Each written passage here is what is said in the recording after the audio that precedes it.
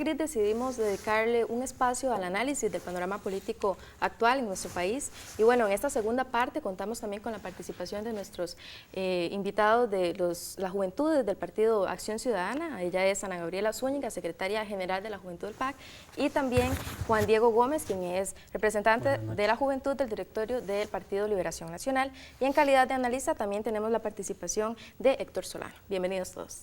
Muchas gracias. Bueno, en el programa pasado estuvimos hablando un poco sobre la campaña, ¿verdad? Cómo se ha desarrollado toda esta campaña, pero en este programa queremos aterrizar un poco más en retos que tiene nuestro país de cara a, bueno, ya a lo que va a ser el próximo gobierno. Entonces, sin duda, un tema fundamental es el tema de la infraestructura. Recientemente vemos que, bueno, que derrumbes, que la carretera se hunde, que bueno, hay un montón de problemas, ¿verdad? Las presas de San José, hay demasiados problemas de infraestructura en nuestro país y esto no es nuevo, son años. Y bueno, hay otros temas urgentes también como el tema de las concesiones, ¿verdad? Que se ha dado también. Entonces, ¿cómo están vislumbrando ustedes esos temas? En caso de que ganen o en caso de que no ganen, pero igual su partido va a estar en la asamblea, ¿verdad? Juan Diego, tal vez. Me parece un tema sumamente importante y que de hecho Costa Rica necesita un acuerdo de unidad nacional y el tema de infraestructura tiene que ser prioridad para este país. De hecho, nuestro candidato se ha caracterizado siempre por ser un constructor y entonces cuando hablamos de eso, estamos hablando de que se ocupa una persona con la capacidad de liderar y de coordinar y de dirigir este país al gran crecimiento infraestructural que necesita el país. Nada más a mí me gustaría agregar que, bueno, el Partido Acción Ciudadana tiene la claridad de que lo primero que hay que hacer pues, es precisamente intervenir todo lo que es la infraestructura vial y el sistema de carreteras de nuestro país, en la que pretendemos además incorporar instituciones como el ANAME, el Colegio Federado de Ingenieros y además el Instituto Tecnológico Nacional, en el que don John Araya planteó que no tenía interés alguno, digamos, de hacer acciones articuladas. Y en ese sentido, pues es fundamental también plantearse administrativamente quiénes, digamos, deberían ejecutar las acciones concretas en el tema infraestructura, y tenemos la claridad de que hay que cerrar el CONAVI, el Consejo Nacional de Concesiones y el Consejo de Transporte Público, por un tema de que han demostrado que no tienen la capacidad para generar eficientemente y eficazmente la infraestructura que se requiere, además de avanzar en la medida de lo posible y concretar la generación del Instituto de Transporte e Infraestructura, que es fundamental. Y saliendo de la teoría a la práctica, y además, ¿cuáles van a ser las tres prioridades de infraestructura de Luis Guillermo Solís? Las prioridades de infraestructura, el tema de la carretera Concesión San Ramón San José, en la que tenemos la claridad de que es a partir de la obra pública costarricense, obra nacional, que podemos salir adelante con eso. El tema de la Ruta 32, que la prioridad es aclarar la situación que hay ahorita en la que se ha mostrado que no hay planificación, ¿verdad? Que no coinciden no la va a hacer, la va a aclarar. ¿Me permitís hablar, Juan Diego? Vamos, en primer lugar, no podemos ejecutar unas cosas equivocadas que ha hecho Liberación Nacional. No vamos a ejecutar todo el tema que está enrolado con el tema de la Ruta 32 y está mal hecho, porque no vamos a continuar. ¿Cuál va a ser la propuesta para poder generar esa ruta? Ok, lo que vamos a generar es lo siguiente: vamos a analizar lo que hay ahorita y vamos a optar por ver cómo está la planificación real y el costo real que tiene. Y a partir de eso, pues vamos a generar los estudios de impacto ambiental y las negociaciones reales que se necesiten para poder generar esta Ruta 32, que no necesariamente tenga que requerir, digamos, de manera exclusiva los planteamientos que tiene. ¿Cuál es la dificultad? Y pues los términos y las negociaciones que se han venido dando, en la que nos han querido imponer cuál tiene que ser la negociación en ese sentido, pero por lo menos plantearnos que la ejecución final de los contratos sean adecuados. Y el tema de la concesión San José San Ramón es una prioridad, sí, por supuesto, pero a partir de obra pública. Y precisamente hay que intervenir lo que se ha venido haciendo mal, conocerlo. Porque ustedes han venido haciendo una mala inversión y un mal gasto público, y además los actos de corrupción vienen a afectar a que realmente se invierta el dinero en lo que tiene que ser. Si hablamos de corrupción, hablemos con nombres y apellidos. Bueno, tal vez sería bueno que no se queda en un discurso barato eso. Para salirnos de... yo creo que volviendo quizás también en parte al tema del programa anterior, parte del cambio que se expresó en las urnas en la pasada primera ronda tiene que ver con el hecho que en materia de infraestructura hay una inflexión. Por un lado, tendríamos sectores políticos, sociales, económicos, que plantean la necesidad de profundizar el modelo de las concesiones, transferir al sector privado la concesión de las obras, la construcción de las obras públicas. Y por el otro lado, aquellos sectores que más bien lo que plantean es la necesidad de ponerle fin a ese modelo, que es el modelo que está detrás de los desastres de la carretera San José-San Ramón, de todas las irregularidades que hay. Héctor, en independientemente relación a... de lo que mencionas. Entonces, yo creo que en términos del cambio, los costarricenses quieren saber eso, o sea, porque están los proyectos concretos, qué va a hacer... Pero digamos, hay un problema más estructural, más de fondo, y es cuál es el modelo. Y yo creo que en ese sentido, la gran pregunta de la cual se tendrían que derivar, en todo caso, las opciones de política pública en los diferentes temas, es si vamos a continuar o no con el modelo de la concesión de obra pública. Bueno, en el caso del PAC hemos planteado la reforma a la ley de concesiones, porque también tenemos, digamos, la noción de que el Estado no puede asumir toda la obra pública. Puede asumir la mayoría si se planifica bien, si se invierte bien y si se gasta bien, que es lo que no se ha hecho en los últimos 8 años. Y hay que reformar la ley de concesiones porque hay que mejorar los sistemas, hay que mejorar inclusive la coordinación institucional y la fiscalización de la obra pública, que el MOP Juan Diego apoyaría no lo ha hecho bien, inclusive el liberaciones. tema de las Por concesiones. supuesto, incluso Jenny Araya siempre habló de que había que reformar la ley de concesiones. Y la bancada de nosotros en Liberación Nacional tiene claro el norte en relación a una propuesta que Liberación Nacional le hizo al país y la vamos a ir a defender. ¿Cuáles serían Claro, básicamente de hecho, los 3 principales planteamientos para mejorar Bueno, este ocupamos tema, ¿verdad? hablar de la forma en que se atribuyen las concesiones en este país, ocupamos hablar del seguimiento que se le da a las concesiones, porque muchas también se quedan sin cumplir, incluso por una mala negociación, y ocupamos totalmente articular las consecuencias que lleve los incumplimientos. Entonces se trata además de abrir y de mejorar la información, o sea, que la información sea pública, que la gente sepa realmente cómo asumirlo y que se abra realmente la apertura a nivel nacional y además de asumir por otro lado el tema de la obra pública, ¿verdad? Pero Con yo- una buena Yo creo que en ese planificación, una tema buena hay inversión, que asumirlo ahí. advertir un equívoco, y es que no es, o sea, porque también de manera un tanto antojadiza se plantea muchas veces, o es el Estado el que construye las carreteras, ¿verdad?, o es la concesión de la obra pública.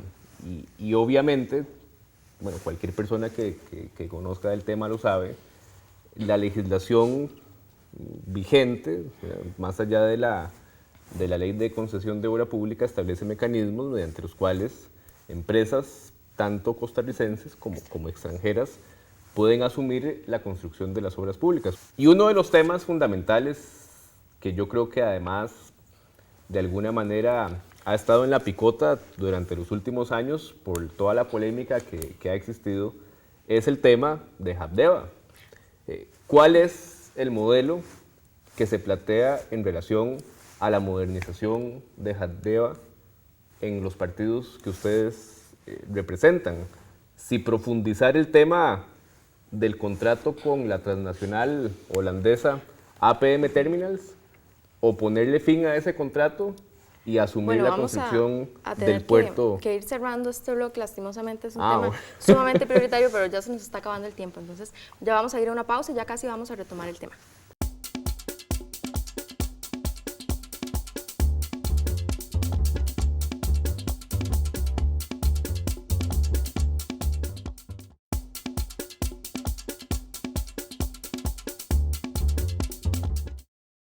Bueno, antes del corte, Héctor nos planteaba también la interrogante de qué están planeando hacer cada uno de los partidos con respecto, o cuál es la posición, mejor dicho, de cada partido con respecto al tema de la concesión del muelle de Limón.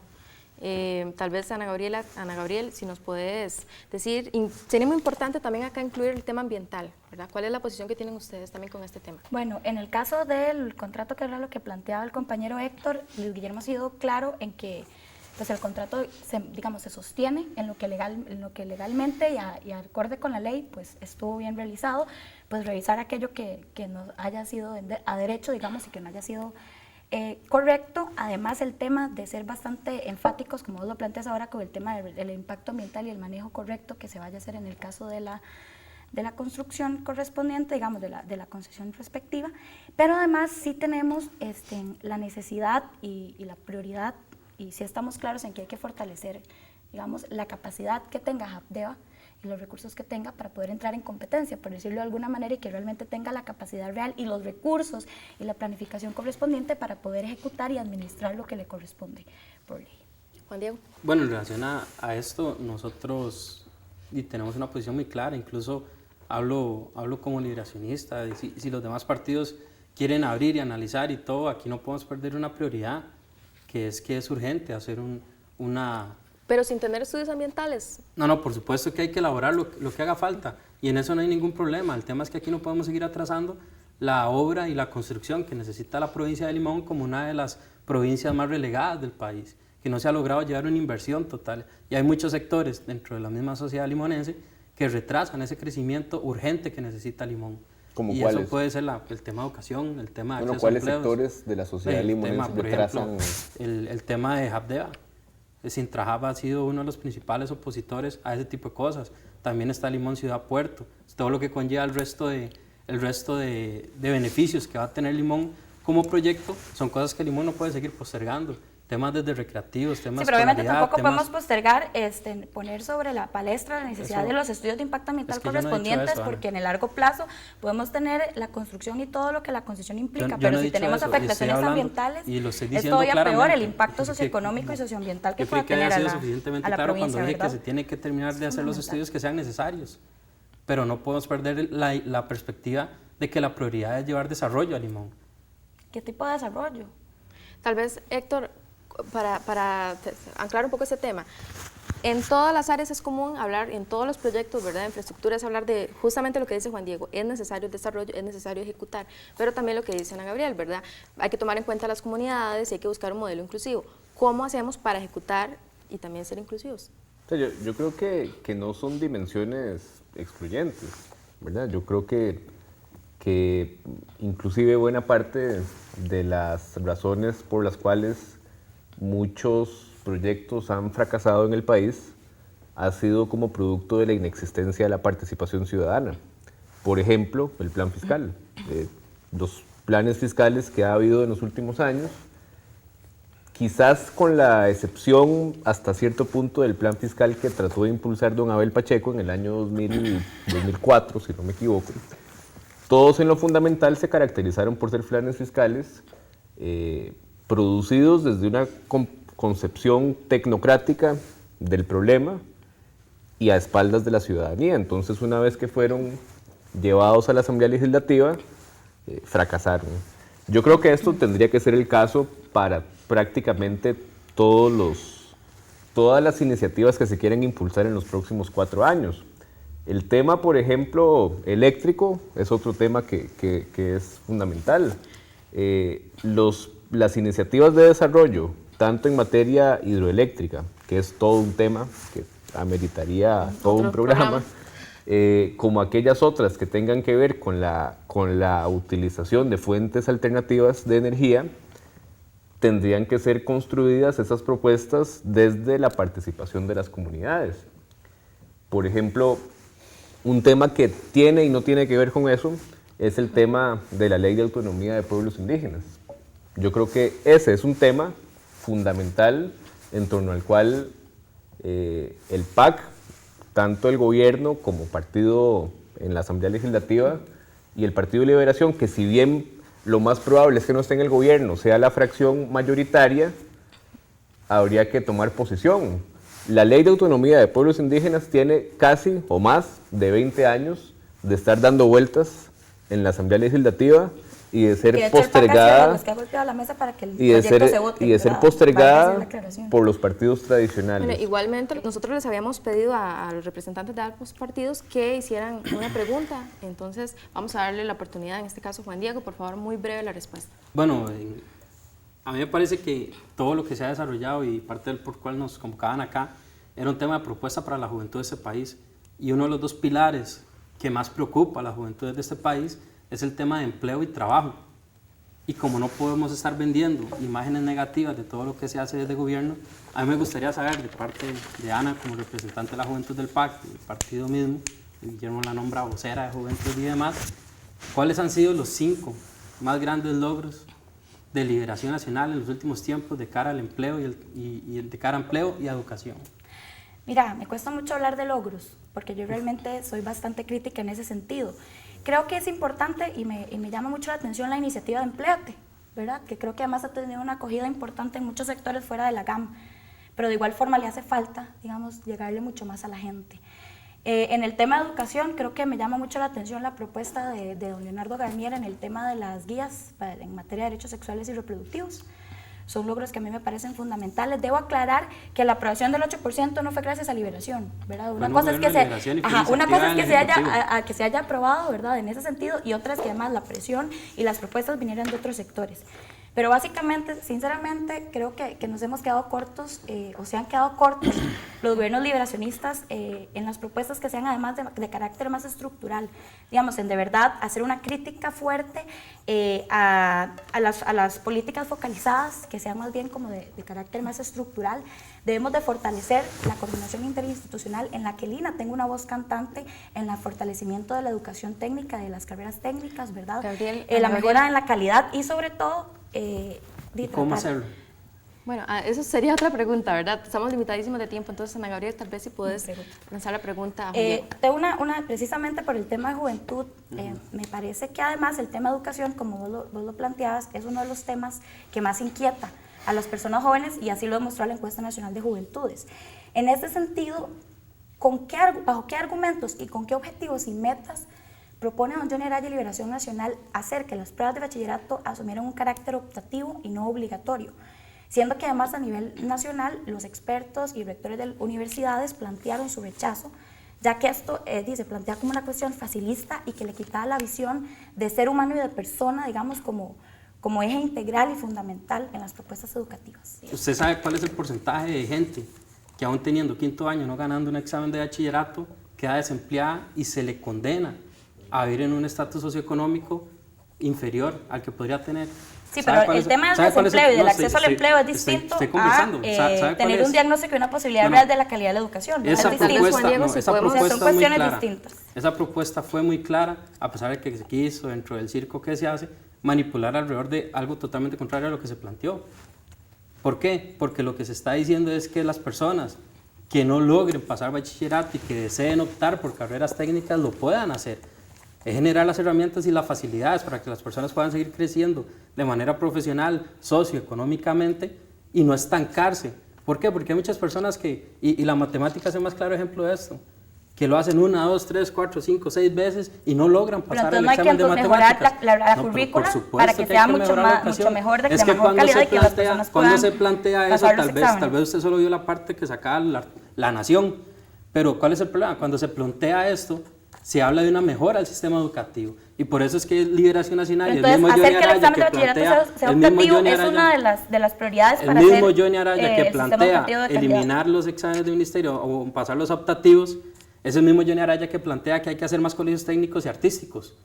¿Por qué? Porque se está demostrado, y ya que estamos hablando de números, los rectores deberían verlos, porque si no se emiten criterios objetivos, muy subjetivos y no objetivos.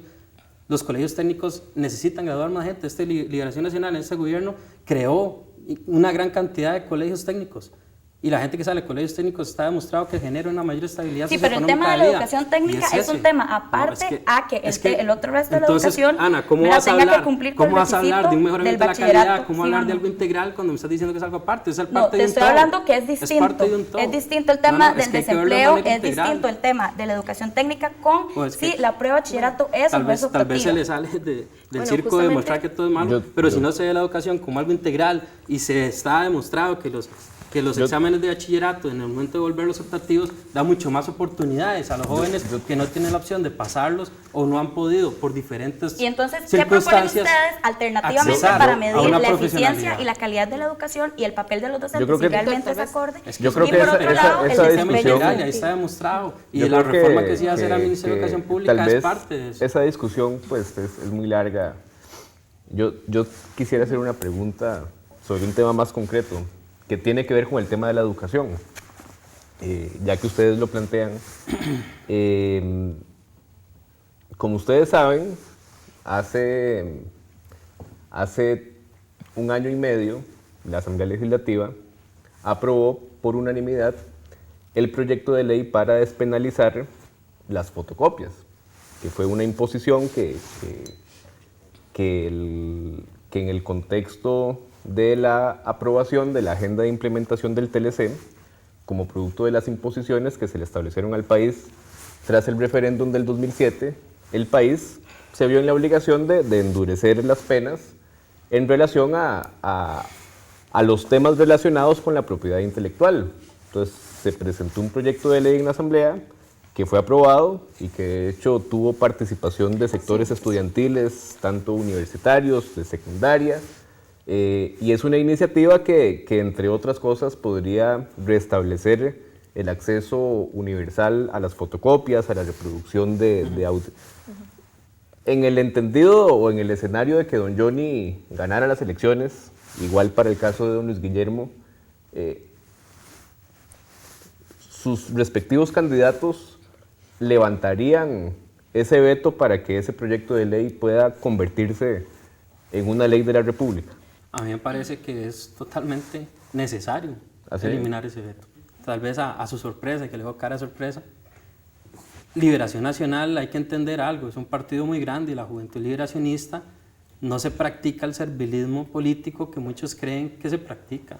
Liberación Nacional tiene una juventud pensante, crítica y constructiva, y es esa juventud la que ha levantado causas que incluso ahora que hablábamos del agua, y por eso tengo muy claro, hay que defenderlo como un bien demanial, como un bien del Estado también, no es solo el derecho al agua, es el agua como un bien demanial, como un bien del Estado, y eso se regula en el artículo 121, no en el 50, que son los derechos humanos, ¿no? Es que, entonces... ¿Y el PAC?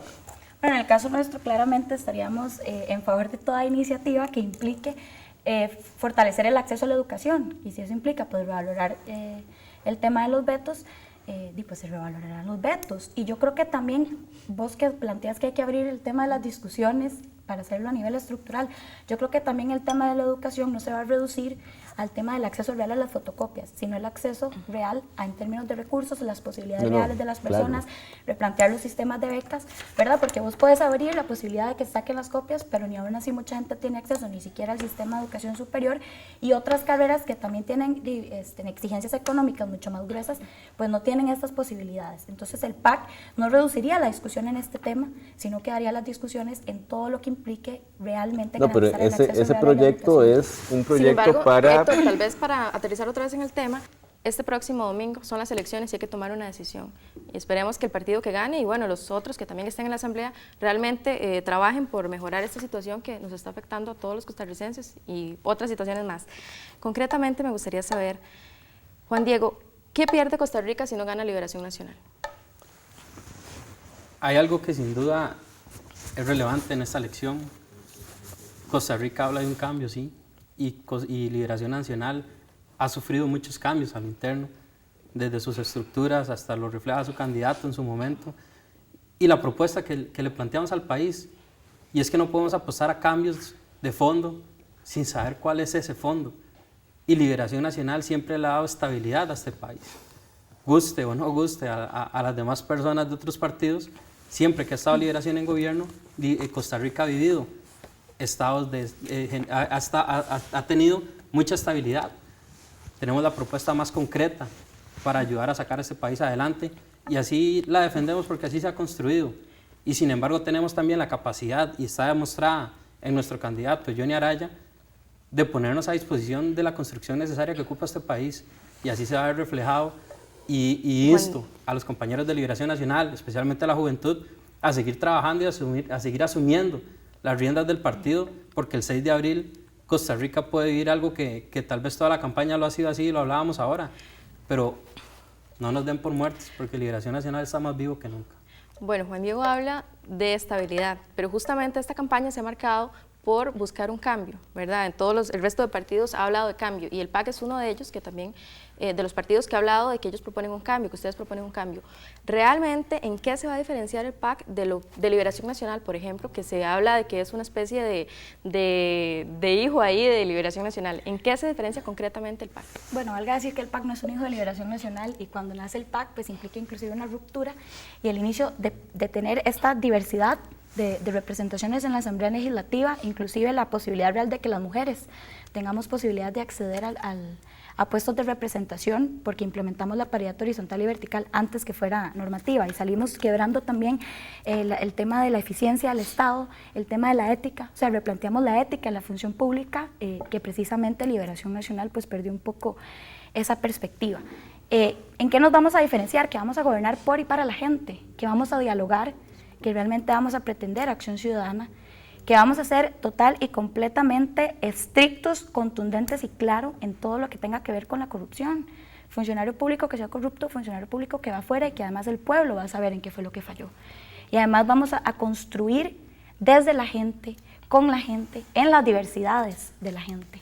Muy bien, Héctor, muy breve, 30 segundos, si nos puedes hacer una especie de cierre de esto que hemos estado comentando hoy. Bueno, en primer lugar, Katia y amigos y amigas que nos observan, agradecerles por la oportunidad. Yo creo que es muy interesante analizar las perspectivas. Ya vos tenés una primera primicia, que ambos partidos levantarían el veto de las fotocopias. Pero bueno, más en general yo creo que el panorama del país es incierto. Efectivamente hay una mayoría de costarricenses que quiere un cambio. Y ahora el tema es esperar a que llegue el 6 de abril, que se configuren los resultados tal y como va a votar la población costarricense y esperar a ver en qué va a consistir efectivamente ese cambio que tanta gente anhela en este país, o si por el contrario esas expectativas de cambio se puedan ver frustradas. Yo esperaría que no. Que no dije que se levantaría ese veto, que revaloraríamos todos los vetos que haya que revalorar en términos generales. Analizar, en el tema del proyecto de ley que pretende penalizar las fotocopias, no levantaríamos ese veto. Obviamente no estaríamos a favor de ese proyecto de ley, pero revaloraríamos todos los vetos que requieran y además profundizaríamos la educación en el tema, la discusión en el tema de la educación. Bueno. Muy bien, bueno, yo creo que los tres coincidimos en que el primer reto que tenemos es el próximo domingo ir a votar y realmente tomar una decisión pues a conciencia y luego seguir trabajando como dice Héctor, ¿verdad? Bueno, ya lastimosamente se nos acabó el tiempo, quedan muchos temas, pero les dejamos a ustedes una pincelada ahí para que realmente se informen y piensen un poco más a quién le van a dar ese voto. Muchas gracias por acompañarnos a todos. Gracias por la invitación. Y bueno, a ustedes como siempre los invitamos a seguir acá en compañía de Canal UCR y de Materia Gris.